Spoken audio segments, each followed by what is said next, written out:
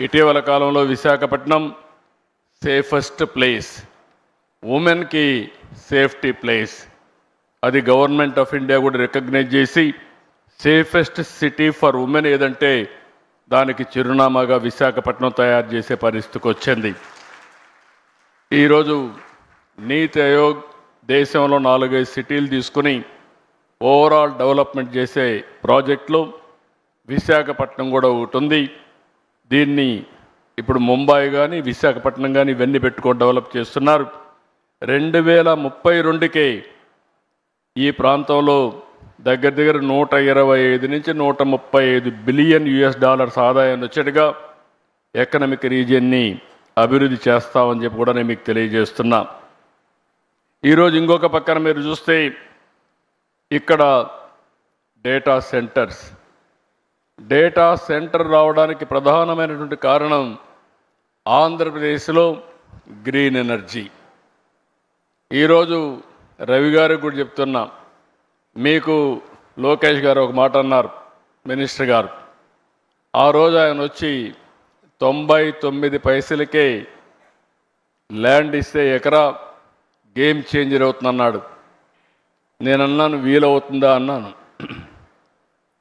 అంటే ప్రమోట్ చేస్తే అవుతుంది, నేను దీంతో వీలవుతుందంటే ఫాస్టెస్ట్ వస్తుంది. దానికి ఎగ్జాంపుల్ నరేంద్ర మోడీ గారు కారు విషయంలో వచ్చినప్పుడు ఆయన 99 పైసలకే ల్యాండ్ టాటాకి ఇచ్చాడు. ఇండస్ట్రియలైజేషన్ ఒక రెవల్యూషన్ మారిగా వచ్చిందని ఎగ్జాంపుల్ చెప్పినప్పుడు ముందుకెళ్ళమని చెప్పాను.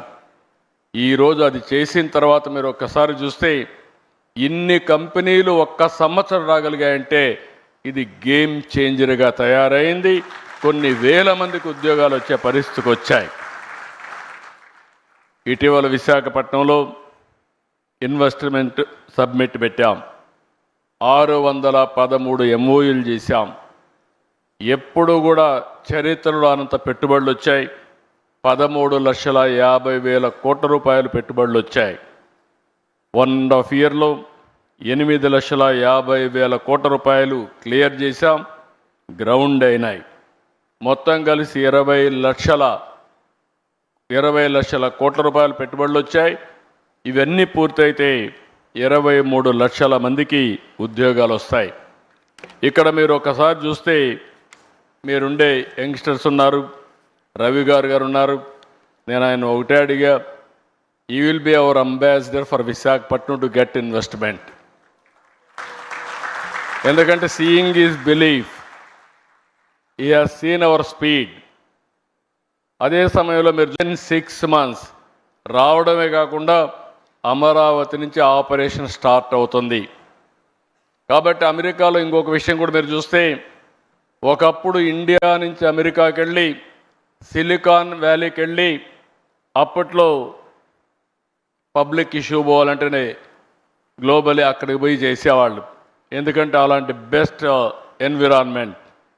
Now Cognizant wanted to come to India for public issue కోసం, ఇక్కడికి వచ్చే పరిస్థితి కోసం కంపెనీనే ఇక్కడికి ట్రాన్స్ఫర్ చేసే పరిస్థితికి వస్తున్నారు.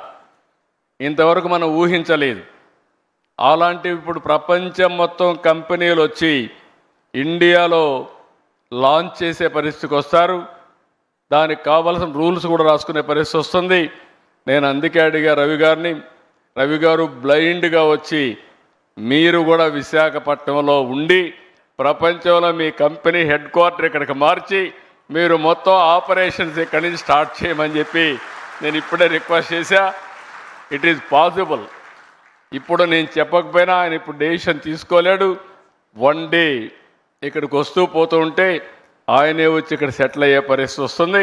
దానికి అనుమానం లేదని చెప్పి కూడా నేను మీకు తెలియజేస్తున్నా. అంటే ప్రపంచం యొక్క యాటిట్యూడ్ మారింది. ఎందుకు ఈ విషయం చెప్తున్నానంటే, ఈరోజు గూగుల్ తీసుకున్నా, కాగ్నిజెంట్ తీసుకున్నా, మైక్రోసాఫ్ట్ తీసుకున్నా ఎవరు హెడ్ చేస్తున్నారంటే ఇండియన్సే హెడ్ చేసే పరిస్థితికి వచ్చారు. నాలెడ్జ్ ఎకానమీ అంటే ఇండియన్స్ తప్ప వేరే వాళ్ళు కాదని చెప్పి కూడా నేను మీకు తెలియజేస్తున్నా. ఈరోజు విశాఖపట్నం ఏఐ హబ్గా తయారవుతుంది, డేటా సెంటర్ హబ్గా తయారవుతుంది. ఇంకొక పక్కన you name anything future technologies, satellite, చిరునామా ఆంధ్రప్రదేశ్. ఎందుకంటే మనకు శ్రీహరికోటలో లాంచింగ్ ప్యాడ్ ఉంది, పక్కనే సెటిలైట్ సిటీ పెట్టి ఏ సెటిలైట్ కావాలన్నా లాంచ్ చేసే పరిస్థితి ఆంధ్రప్రదేశ్ తీసుకొస్తున్నాం. సెటిలైట్ సిటీ తీసుకొస్తున్నాం. ఓర్వకల్లో డ్రోన్ సిటీ తీసుకొస్తున్నాం. ఈరోజు యుద్ధాలు చేయాలన్న భవిష్యత్తులో మనం మనుషులతో చేయడం లేదు, ఆ రోజులు అయిపోయినాయి. అన్ని డ్రోన్స్, రోబోటిక్స్ వచ్చేసే పరిస్థితి వచ్చింది. దానికి చిరునామాగా ఓర్వకల్ని చేశాం. ఇంకొక పక్కన aerospace city, lot of demand. అందుకనే బెంగళూరు పక్కనే అనంతపూర్లో ఏరోస్పేస్ సిటీకి పోతున్నాం. ఎలక్ట్రానిక్స్ సిటీ, మనకు కావాల్సినవన్నీ కూడా మనం తయారు చేసుకోవాలంటే ఫోన్సే కాదు, సెన్సార్సే కాదు, ఐఓటీస్ కానీ మనం తయారు చేసుకోవడానికి ముందుకు పోతున్నాం. ఇక్కడనే మెడ్టెక్ జోన్, మెడ్టెక్ పార్క్ కూడా పెట్టాం. ఈరోజు ఇండియాకు మొత్తానికే కాకుండా ప్రపంచానికి కూడా మెడికల్ ఎక్విప్మెంట్ కానీ వేరబుల్స్ కానీ తయారు చేసే పరిస్థితికి వచ్చాం. డిఫెన్స్ కూడా ఒక హెడ్ క్వార్టర్గా ఆంధ్రప్రదేశ్ తయారవుతుంది. ఇవన్నిటికి కావాల్సినటువంటి ఈరోజు గ్రీన్ హైడ్రోజన్, ప్రపంచంలో ఎక్కడా ఇవ్వలేనటువంటి గ్రీన్ ఎనర్జీ, దాని నుంచి గ్రీన్ హైడ్రోజన్కు ఆంధ్రప్రదేశ్ నాంది పలుకుతుంది. మీరు ఏ రాష్ట్రానికి పోయినా నీటి కొరత ఉంటుంది, ఏ రాష్ట్రానికి పోయినా గ్రీన్ ఎనర్జీ దొరకపోవచ్చు, ల్యాండ్ కూడా. కానీ ఒకటే చెప్తున్నా, ఈ 3 రియల్ టైంలో ఇవ్వడమే కాకుండా speed of doing business real టైంలో మీ క్లియరెన్స్ ఇచ్చే బాధ్యత మాదని మరొకసారి మీ అందరికీ హామీ ఇస్తున్నా. ఇవే కాకుండా ఈ మధ్య కాలంలో ఇండియాలో లేబర్ లాస్ తీసుకొస్తున్నాం, రిఫార్మ్స్ తీసుకొస్తున్నాం. ఇంకొక పక్కన ఎస్క్రో అకౌంట్ తీసుకొస్తున్నాం. మీకు నేను ఏదైనా కమిట్ అయితే సావరిన్ పవర్స్ పెట్టి మీ డబ్బులు మీ అకౌంట్లో వచ్చేట్టుగా ఎప్పుడెప్పుడు ఇస్తామో క్లియర్ కట్గా డేట్ కూడా పెట్టి మీరు ట్యాక్సులు కడతానే పాస్ త్రూ మీకు ఇచ్చే బాధ్యత నేను తీసుకుంటున్నామని చెప్పి కూడా నేను మీకు తెలియజేస్తున్నా. ఇన్ని ఇచ్చిన తర్వాత వ్యాపారం చేయడం చాలా సులభం. మీకు ఈ విధంగా ఆలోచించిన ప్రభుత్వాలే ఉండవు. కాబట్టి మీకు మీ లెక్కలు మీరు చూసుకుంటే సరిపోతుంది. ఇప్పుడే లోకేష్ గారు ఒక మాట అన్నారు, ఇక్కడ మీ బిల్డింగ్ స్టార్ట్ అయింది, 12 నెలల్లో మీరు చేయకపోతే మేము మానిటర్ చేసి మీకు చెప్తామని. అవసరంలా జాయింట్గా ఇద్దరు మానిటర్ చేసుకోవచ్చు రియల్ టైంలో. కాబట్టి వాళ్ళ ఐటీ కంపెనీ కాబట్టి ఇద్దరు కలిసి 12 నెలలు కాదు 10 నెలల్లోనే పూర్తి చేసే అవకాశం ఉందని చెప్పి కూడా నేను మీకు తెలియజేస్తున్నా. ఒకప్పుడు హైటెక్ సిటీ కడితే 18 నెలలంటే ఎల్లంటే వీలు కాదని అప్పట్లోనే 14 నెలల్లో కట్టాం. ఇది not a difficult task, they will do it. Best policy తీసుకొచ్చాం, ట్రాన్స్పరెంట్ అడ్మినిస్ట్రేషన్ ఇస్తున్నాం. RTIH, Ratan Tata innovation hub పెట్టాం. ప్రతి ఒక్క ఇంటికి ఒక పారిశ్రామికవేత్తను తయారు చేయాలని ఆలోచన. 25 ఏళ్లకు మునుపు ఒక మాట చెప్పాను, ఇంటికి ఒక ఐటీ చదువుకోవాలని. ఈరోజు నేను ఆ రోజు తీసుకున్న నిర్ణయం మీరు చూస్తే సింపుల్ పబ్లిక్ పాలసీ. ఆ రోజు చెప్పడమే కాకుండా ప్రమోట్ చేశా. ఒక పాలసీ ఈరోజు ప్రపంచంలో ఎక్కడ పోయినా, ఏ దేశానికి పోయినా highest per capita income earners ఎవరంటే దానికి చిరునామాగా తెలుగు వాళ్ళు ఉన్నారంటే అది జరిగింది 25 ఏళ్లకు మునుపు నిర్ణయం అని చెప్పి కూడా నేను మీకు తెలియజేస్తున్నా. అందుకే ఈరోజు ఒక ఇంటికి ఒక పారిశ్రామికవేత్తను తయారు చేయాలని, ఇంకో పక్క ప్రతి ఒక్కరు కూడా ఏఐ వాడుకోవాలని, యూస్ కేస్ తయారు చేయాలని. తొందరలోనే మీ అందరి ఆరోగ్యానికి ఎటు రవి కూడా ఉన్నారు, రవికుమార్ గారు ఉన్నారు, మీ అందరి ఆరోగ్యానికి డిజిటల్ హెల్త్ రికార్డ్సే కాకుండా ఏఐ డాక్టర్ని మీకు అందుబాటులో పెడతాం. ఏం కావాలన్నా ఏఐ డాక్టర్ని అడిగి దాని ప్రకారం ముందుకు పోయే పరిస్థితి వస్తుంది. టెస్టులు కూడా ఆటోమేటిక్గా చేసుకునే పరిస్థితి వస్తుంది. ఇలాంటి వినూత్నమైన ఆలోచనలతో ఈ ప్రభుత్వం ముందుకు పోతున్నాం.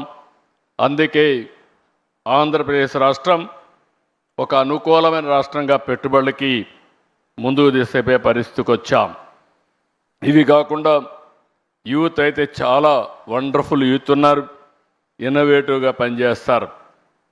30 ఏళ్ల క్రితం ఐటీ రంగాన్ని ప్రమోట్ చేశాం. దాని ఫలితాలు ఈరోజు బ్రహ్మాండంగా వచ్చే పరిస్థితి వచ్చింది. ఈరోజు ఒక్క విషయం ఈ సందర్భంగా మీ అందరికీ విజ్ఞప్తి చేస్తున్నా. ఈరోజు మీరు చూస్తే ఇటీవల కాలంలో గూగుల్ వచ్చి 1,35,000 కోట్ల రూపాయలు పెట్టుబడులు విశాఖపట్నంలో పెడుతున్నారు. నిన్నే మైక్రోసాఫ్ట్ వచ్చి 1,58,000 కోట్ల రూపాయలు పెట్టుబడులు పెట్టడానికి ముందుకు వచ్చారు. అదే మరికి ఇటీవల కాలంలో అమెజాన్ వచ్చి మేము 3,50,000 కోట్లు పెట్టుబడులు పెడతామని వాళ్ళు ముందుకు వచ్చే పరిస్థితికి వచ్చారు.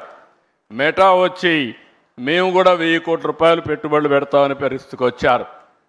అంటే దీన్నంతా ఇండికేషన్ ఏంటంటే ప్రపంచానికి నాలెడ్జ్ని అందించే శక్తి, సేవలు చేసే శక్తి భారతదేశానికి ఉంది.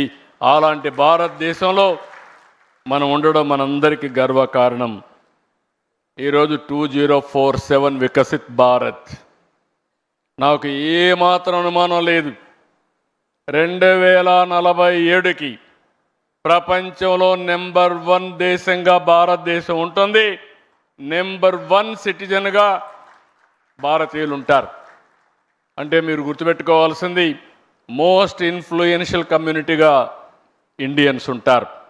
దానికి కారణం 1 మనం రిఫార్మ్ తీసుకురావడం, 2 ఐటీ ఫస్ట్ మూవర్ అడ్వాంటేజ్ తీసుకోవడం, 3వది డెమోగ్రఫిక్ డివిడెంట్ రావడం, అన్నింటికంటే ముఖ్యంగా right time, right leader, right place, that is Narendra Modi ప్రధానమంత్రిగా ఈ దేశానికి ఉండడం బిగ్గెస్ట్ అడ్వాంటేజ్గా మనకు తయారైంది.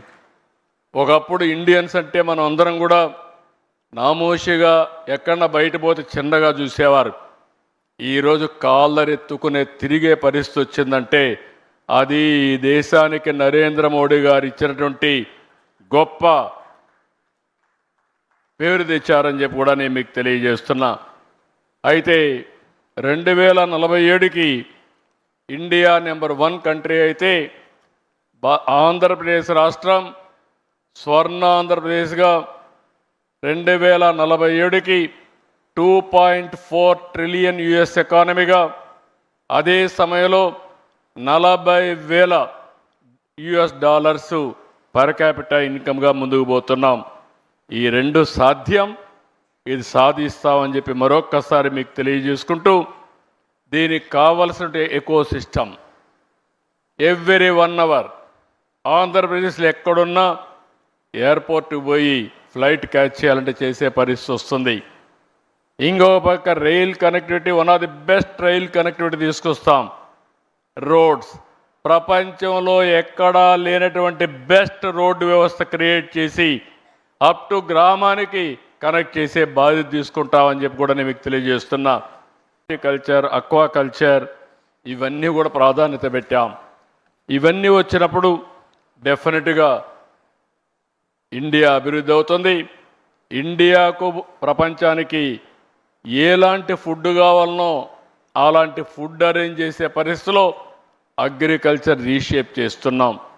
ఇవన్నీ చేయడం కోసం ఈరోజు మనం ముందుకు పోయినప్పుడు టెక్నాలజీ చాలా అవసరం.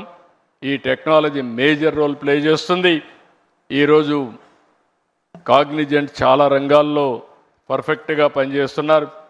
నేను వారిని ఒకటే కోరుతున్నా, ఈరోజు నాకు ఒక సంజీవిని పార్కు, ఒక సంజీవిని ఒక ప్రాజెక్ట్ తీసుకొచ్చాం. 5 కోట్ల మంది. Microsoft is working, not Microsoft, Bill Gates is working with me. ఆయన foundation side 5 crore records we are going to computerize. Every year we are going to test every individual. After that I am going to do it every quarter clinical test. Basing on that I am going to plan preventive, curative, real-time monitoring.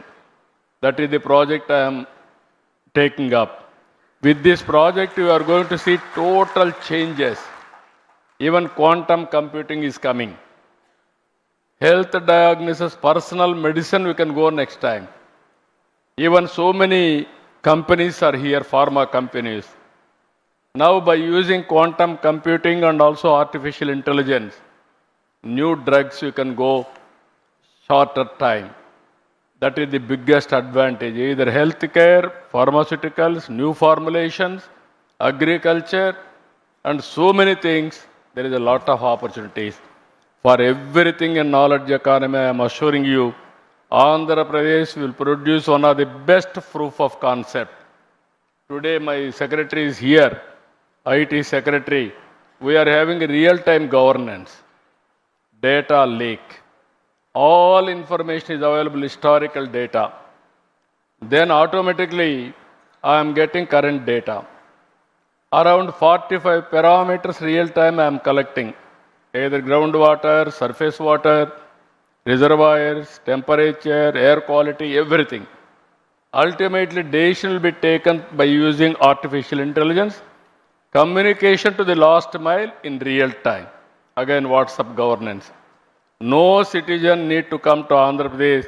I want to provide one smartphone to every citizen of Andhra Pradesh. This smartphone will solve all the problems, either government or health or education, every problem. That is where we are going to reach very soon. So I am very happy. Companies like Cognizant, people like you, as to transform India by using technology. We are aiming 15% growth rate. I am assuring you, I am going to achieve it. Country is doing now 8.27%, whereas Andhra Pradesh is growing 11.28. This year we are going to reach 15%. Then PM is planning to go for double-digit growth. These are all the things we are working. So India, nobody can ignore. I am very happy. Being Indian, Ravi Kumar can understand. And also he is also very fast. I can claim, I am appreciating all of you. You are proud of it. Fastest growing company is Cognizant. Not only creating jobs and providing services for the global community. That is the dynamism they are having. I really appreciate them. Congratulate all of you. First batch of employees. I am asking you only one assurance. You are going to create, every employee is going to create 5 indirect jobs. This is where I used to tell 30 years back. Now, with your knowledge upgradation continuously, if you create a good history, you have to give inspiration to your newcomers now.